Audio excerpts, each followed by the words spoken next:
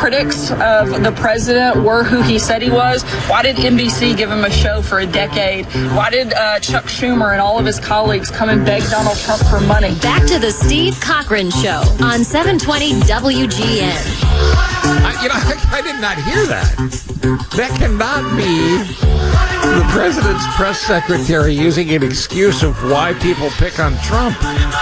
He was on NBC because he got ratings. Right. He wasn't on NBC because he was a good guy. And I used to watch that show. It wasn't, well, I shouldn't say anything because he might be. Oh, he's on hold. Yeah, on hold. Oh, I didn't say it wasn't that great. The last few years, the ratings weren't good at all. Right. I'm guessing he's probably not listening now because he's probably trying to round his weight down. Let's go to the president standing by now. And I was concerned that he always monitors the show. President Trump, good morning, sir. Thanks for joining us. Good morning, Cochran. Have you checked your stock portfolio lately? You're welcome. The Dow is huge, thanks to me. That I can tell you. I do have to say, the economy, since you've been in office, has been nothing short of spectacular. So, Thank you. Thank you. This immigration meeting debacle, our own Senator Durbin called it vile, racist language, the Shithole Countries. Lindsey Graham said he confronted you about it, but you didn't exactly say what you said. And then they got Colton and Purdue that said they couldn't recall what you said after they said that. Then they said you didn't say what you said. Look, what's going on here?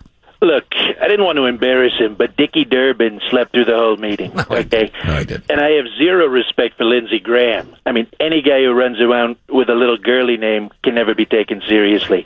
Besides, he's not pretty enough to be Lindsay. I'm just going to call him Agnes.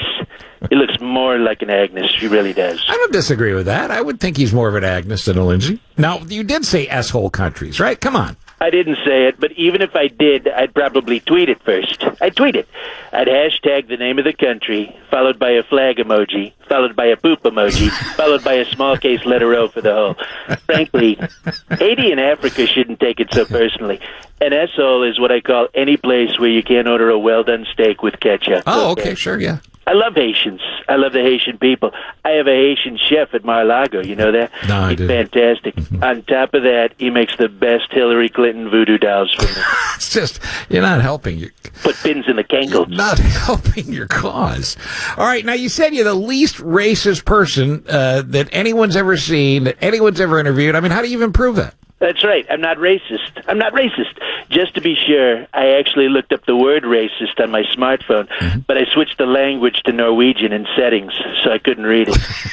Needless to say, the pen in my pocket is black, my socks are black, and the recent MRI of my heart said it was black, too. I have many black friends, Steve. Yeah, that's great. I let Arsenio Hall win Celebrity Apprentice, for God's sake. I even sprung for Dennis Rodman's recent DUI bail and paid for his lawyer. Did I mention that I made Dennis my official U.S. ambassador to Shithole Countries? You know, some of these things you're saying today are actually making sense.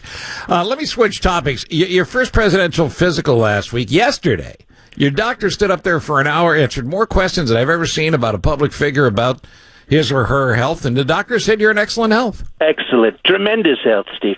I did so incredibly well in my physical. I really did.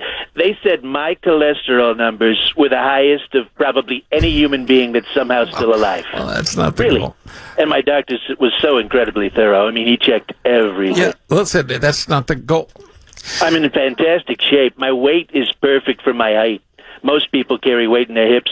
I carry it in my hands. Yes, of course you do. Of course. My doctor told me to just keep drinking the Diet Cokes. Did you know aspartame is a natural pickling solution? A pickling solution. It keeps my insides very well preserved. And I'm on very little medication for a guy my age. Very little. I take Crestor once a day, Propecia once a day, and Melania whenever she says it's okay. And I'm guessing that's been a while. Yeah. Listen, we also heard you had a cognitive exam, but you requested it. You wanted to take this Montreal test to prove that you were all okay between the ears. Yes, it was a tremendous test to showcase my stable genius. I wanted everybody to see. Had me look at the ink blots to see what I saw. One of the ink blots was a dead ringer for Crooked Hillary eating a hot pretzel. Look, if I have dementia like everyone says, then how come I never forget to say something completely offensive every single day of the week? Well, Come on, it doesn't make sense, Cochran. yeah, no. I totally have my wits about me. Huge wits. Yeah, you know, again, a lot of sensible, common sense things. Now, Steve Bannon sat down with Congress about Russia. Now he's been subpoenaed to come back because he wouldn't answer a lot of questions. Said your lawyers told him not to talk. Listen, are you concerned about Bannon? Look, can I just say how bad I feel for Mueller and the grand jury? I mean, really, you try sitting in a room with Bannon for more than 15 minutes. Nearly impossible to get the smell of rotting flesh out of your clothes. Might as well just buy a new wardrobe. Am I concerned? No way. I'm actually surprised Sloppy Steve even made it to the Russia hearing on time. He usually doesn't even come from the blackout drinking till around noon or 1 o'clock at the earliest. By the way, Bannon wasn't fired from Breitbart. Little fake news I wanted to clear up. That's completely fake. In fact, he retired from Breitbart so he could spend more time with his cirrhosis and liver spots. Well, family time is important. All right, so did you want to comment on a Wall Street Journal report that you paid off the porn star you had an affair with before the election? And did you have an affair, and was it $100,000 to some woman named Stormy Daniels? Okay, look, I didn't know her, okay, but I was always a fan of her work. Stormy Daniels had the largest breasts I've ever seen on a weather forecaster since before Al Roker had his gastric bypass. All right, that's probably as good a place as any to end. I hope you have a nice day, sir. Stay huge, Cochran. Okay, fine. He was doing well up to that point. Right up to the end, he was making sense. Did you Did you see Saturday Night Live over the weekend said it's interesting that the story about Stormy Daniels was the fourth story down in the paper? I tweeted that out 3 days before. How is it we're living a time where the president could have paid off a hooker or a prostitute or a porn star, and it barely makes the front page? Right, it's on like page 4. It's a minute before 7.